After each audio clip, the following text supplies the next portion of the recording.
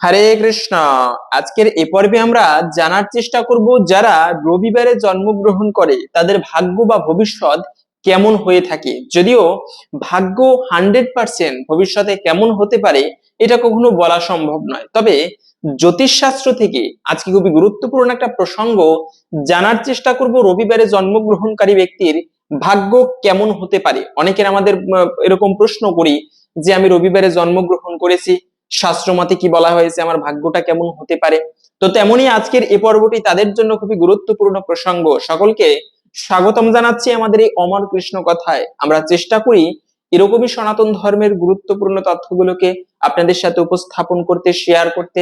তাই আসুন আগামী কিছুক্ষণ সময় ধৈর্য ধরে আজকের এই অমর কৃষ্ণ কথার গুরুত্বপূর্ণ প্রসঙ্গ রবিবারে জন্মগ্রহণকারী ব্যক্তির ভবিষ্যৎ কেমন হতে পারে সেই প্রসঙ্গে জানা জেনে নেই। আশা করছি আজকের এই তথ্যগুলো আপনাকে অবশ্যই সমৃদ্ধ করবে এবং ভালো লেগে থাকলে অবশ্যই একটা লাইক করে কমেন্টে আপনার এই রবিবারের তথ্যগুলোর সাথে আপনার জীবনীটা কতটুকু মিলেছে জানানোর চেষ্টা করবেন। দেখেন, বলা হয়েছে, অনেকে আমরা প্রথমত বলে দিচ্ছি, আমরা অনেকে জ্যোতিষশাস্ত্র বিশ্বাস করি না বা মানি না। প্রথমত তাদের জন্য বলে দিচ্ছি, জ্যোতিষশাস্ত্র হচ্ছে বেদের একটা অংশ। আমি নিজেও জ্যোতিষবিদ নই, তবে এগুলো বিভিন্ন শাস্ত্র থেকে সংগ্রহ করা। যারা জ্যোতিষশাস্ত্র বিশ্বাস করেন না বা মানেন না তাদের জন্য বলবো আপনারা ভিডিওটি স্কিপ করতে পারেন, এবং যদি ভালো লেগে থাকে অবশ্যই একটা লাইক কিন্তু করে যাবেন। বলা হয়েছে রবিবারে জন্মগ্রহণকারী ব্যক্তি, মনে রাখবে রবিবার দিনটি কিন্তু সাধারণ দিন নয়। রবিবার হচ্ছে সূর্যদেবের দিন। প্রত্যেকটা মানুষের প্রভাতকালে ঘুম থেকে উঠে সূর্য দেবতাকে প্রণাম করা উচিত। এই যে আমরা পূর্ব দিকে তাকিয়ে একটা প্রণাম করি, সেই প্রণামটা করা হয় কিন্তু সূর্য দেবতাকে। যে সমস্ত ব্যক্তিরা সূর্যদেবের উপাসনা করে তাদেরকে বলা হয় সৌর। এই সূর্যদেবের উপাসনার মাধ্যমে সূর্যদেবের কৃপা লাভ হলে জীবনে সে ব্যক্তির তেজস্বতা লাভ হয়, সে ব্যক্তির জীবনে সমৃদ্ধি আসে। সূর্যদেব ওম জবাকুসুম শঙ্কাশম কাশ্যপিয়ম মহাদুত্তিম ধান্তারিম সর্ব পাপগ্ন প্রণতহস্মি দিবাকর। এই মন্ত্রে সূর্য দেবতাকে প্রণাম করা হয় এবং সূর্যের কৃপায় জীবনে বলা হয়েছে রোগ দূরীভূত হয়। বিশেষ করে এই যে জগতের প্রাণ স্বরূপ বলা হয়েছে সূর্যের আলোকে। কেন? একদিন যদি সূর্যদেব আলো প্রদান না করে তবে সমস্ত জগৎ নিস্তব্ধ হয়ে যাবে।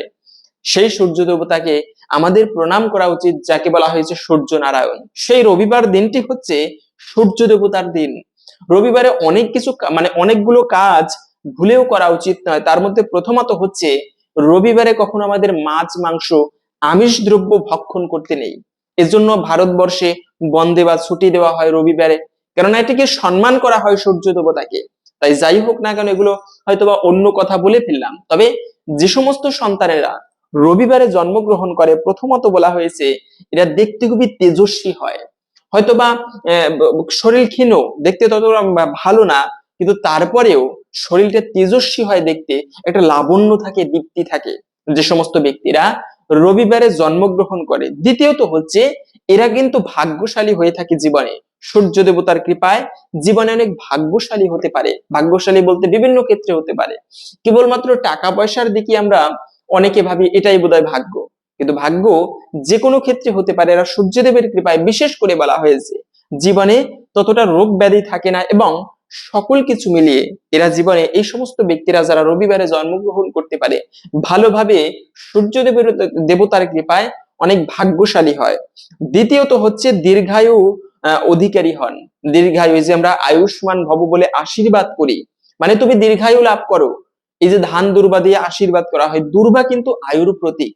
তো এই সমস্ত ব্যক্তিরা যারা রবিবারে জন্মগ্রহণ করে এরা অনেক দীর্ঘায়ু হয়। হাতের এই যে স্থান, যদি আমি নিজে জ্যোতিষবিদ নয় তবে এগুলো সব স্বাভাবিক নিয়ম, হাতের এই রেখাটাকে বলা হয় আয়ু রেখা।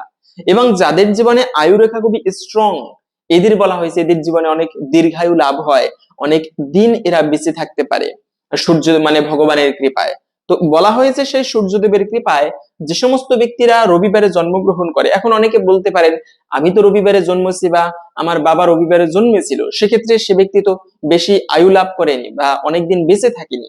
দেখেন, সবার সাথে যে মিলবে এই ব্যাপারটা সেরকম না, তবে 80 থেকে 90% এই তথ্যগুলো মিলে যায়।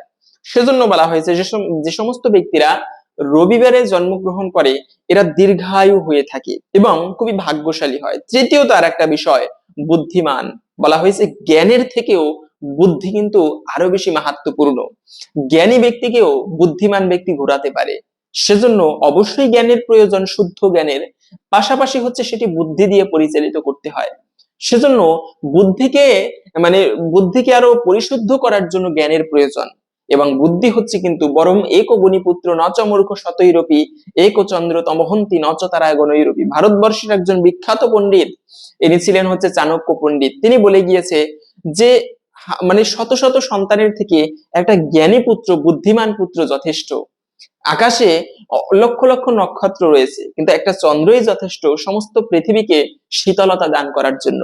তো তেমনি এই যে মানে যে সমস্ত ব্যক্তিরা এই রবিবারে জন্মগ্রহণ করে স্বাভাবিকভাবে এদের বুদ্ধিটা ভালো হয়ে থাকে। ভালো বুদ্ধি বলতে খুবই বুদ্ধিমান হয়ে থাকে এরা। পাশাপাশি বলা হয়েছে কম কথা বলতে পছন্দ করে। হ্যাঁ, মনে রাখবি যে আয়ুর গণনা হয়, যে ব্যক্তি যত বেশি কথা বলবে তার আয়ু তত বেশি ক্ষয় হয়। এই যে মুনি ঋষিরা, মুনি কাকে বলে? যারা মৌনব্রত অবলম্বন করে তপস্যা করে ইষ্ট দেবতার, এদেরকে মুনি বলে। মানে প্রয়োজনীয় কথাবিহীন। মুনি আমরা অনেকে ভাবি যে কোনো কথাই বলবে না, না এরকমটা নয়। মুনি মানে হচ্ছে যিনি প্রয়োজনীয় কথাবিহীন, একমাত্র ভগবানের কথাবিহীন অন্য কোনো বাজে কথা বলে না, খারাপ ভাষা প্রয়োগ করে না, বাক্যকে সংযত করে, এদেরকে বলা হয়েছে মুনি। এবং যারা মুনি হয়, কম কথা বলে, বাজে কথা বলে না, অপশব্দ প্রয়োগ করে না, এরাও জীবনে দীর্ঘায়ু লাভ করতে পারে। তো সেজন্য আয়ুর গণনা হয় একটা নিয়ম অনুসারে, বলা হয়েছে যে মানে কথা বলার মানে ধরন অনুযায়ী বা কথা বলার হিসেবে। তো এই সমস্ত ব্যক্তিরা যারা রবিবারে জন্মগ্রহণ করে এরা কথা কম বলতে পছন্দ করে। বলা হয়েছে বলবে কম, শুনবে বেশি। কিন্তু আমরা কি করি? বলি বেশি, শুনি কম। শুনতে হয় বেশি করে, শোনা একটা নিয়ম রয়েছে। যারা ভালো শুনে তারা ভালো বক্তা হতে পারে, তো সেটা ভিন্ন বিষয়। কিন্তু এই সমস্ত ব্যক্তিরা যারা রবিবারে জন্মগ্রহণ করে তারা কম কথা বলতে পছন্দ করে এবং খুবই আত্মবিশ্বাসী হয়, সেলফ কনফিডেন্স যাকে বলে। এটা একটা ভালো দিক। আত্মবিশ্বাস নিয়ে একটা কার্য করা, আমার বিশ্বাস রয়েছে আমি পারবো কার্যটা। হ্যাঁ, আমি মানুষ, মানুষ পারে না এমন কিছু নেই, আমিও পারবো। অনেকে বলে যে রবিবারে অন্তত পক্ষে রবিবার দিনটি আমাদের নেশা করতে নেই। এখন অনেকে আছে বলে আমি মানে উপবাস করতে পারবো কিন্তু নেশাটাকে ছাড়তে পারবো না। আরে মানুষ পারে না এমন কিছু আছে নাকি? অবশ্যই চেষ্টা করলে পারা যায়। সেক্ষেত্রেও বলা হয়েছে যে যে কোনো ক্ষেত্রে এই সমস্ত ব্যক্তিরা যারা রবিবারে জন্মগ্রহণ করে এরা সেলফ কনফিডেন্স হয়, খুবই আত্মবিশ্বাসী হয়ে থাকে। বলা হয়েছে অনেকেই সুবক্তা হয়ে থাকে। এই সমস্ত ব্যক্তিরা আবার সুবক্তা, ভালো বলতে পারে, কথা গুছিয়ে বলা, শব্দ চয়ন করা, এটা একটা আর্ট। এটা বলা হয়েছে 64টা কলার মধ্যে একটা কলা হচ্ছে সুন্দর করে গুছিয়ে কথা বলা। ভগবান শ্রীকৃষ্ণ সব থেকে ভালো পারতেন এই বিদ্যাটা। যে কাউকে মোহিত করতে পারতেন নিজের কথা বলার বাক্যের এই চাল দিয়ে বা বাক্যের জাল দিয়ে।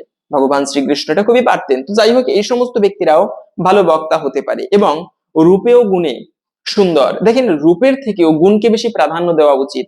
তো বলা হয়েছে এই সমস্ত ব্যক্তিরা রূপে গুণে সুন্দর হয়ে থাকে। এবং আর একটা বিষয় হচ্ছে যে কোনো বিষয়ে খারাপ লাগলে অনেক দিন ধরে, হ্যাঁ এটা একটা খারাপ দিক এদের জীবনে। বলা হয়েছে যে এই সমস্ত ব্যক্তিদের যদি একটা কিছু একবার খারাপ লাগে, মাথার মধ্যে ঢুকে যায়, অনেক দিন যাবত সেই জিনিসটা ভাবতে থাকে এবং হীনমন্যতায় ভুগতে থাকে। এটা একটা খারাপ দিক। এটা কিন্তু মানসিক, দেখেন মানুষের 80% রোগ হয়ে থাকে মানসিক কারণে। মনটা যদি ভালো থাকে, আনন্দে থাকে, সেক্ষেত্রে মানে শরীরটা খারাপ লাগলেও তো মানে ততটা প্রভাব পড়ে না শরীরের, মনের উপরে। তো বলা হয়েছে মনটা হচ্ছে আসল বিষয়। এই সমস্ত ব্যক্তির একটু মানসিক চিন্তা বেশি করে অনেক সময়, যদি কোনো খারাপ কিছু হয়ে থাকে এদের উপরে। এবং কাজ মানে সব কাজে তাড়াহুড়ো করতে গিয়ে, হ্যাঁ এটা একটা আর একটা খারাপ দিক এদের জন্য।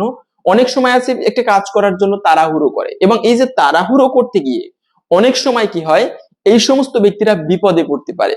অনেক সময় তাড়াহুড়ো করতে গিয়ে সেই কাজটা ভুল হয়, ভালোভাবে সম্পন্ন করতে পারে না। তো এই জন্য বলা হয়েছে যে অনেক সময় তাড়াহুড়ো করতে গিয়ে এদের বিপদে পড়তে হয়। এবং মানে সূর্য দেবতার কৃপায় জীবনে ততটা অর্থের অভাব হয় না। লক্ষ্মী দেবী এদের উপরে কৃপা বর্ষণ করে এবং তাড়াতাড়ি রেগে যায়। হ্যাঁ, এইটা একটা খারাপ দিক। আর আরো খারাপ দিক এদের জন্য, সূর্যদেব হচ্ছে রাগী দেবতা। তো এদের জন্য বলা হয়েছে এই যারা রবিবারে জন্মগ্রহণ করে তারা জীবনে একটু রাগ বেশি হয় এদের। এই রাগ কিন্তু কখনো ভালো নয়, মনে রাখবে রাগকে যতটা দমন করা যায়। তো এই সমস্ত ব্যক্তিরা সহজে রেগে যায়, আবার অল্পতে শান্ত হয়, এরকম একটা প্রবণতা স্বাভাবিকভাবে এই সমস্ত ব্যক্তিদের মধ্যে লক্ষ্য করা যায়। এবং ব্যক্তি স্বাধীনতা প্রবল, মানে বাবা মা একটা কথা বললে, গুরুজন একটা কথা বললে যে এই দিকে যেও না, এই কাজটা করো না, মানে তার মনে যেটা চাইবে সেটা করার ইচ্ছাটা এদের প্রবল থাকে, মানে নিজের মতো করে এরা চলতে পছন্দ করে।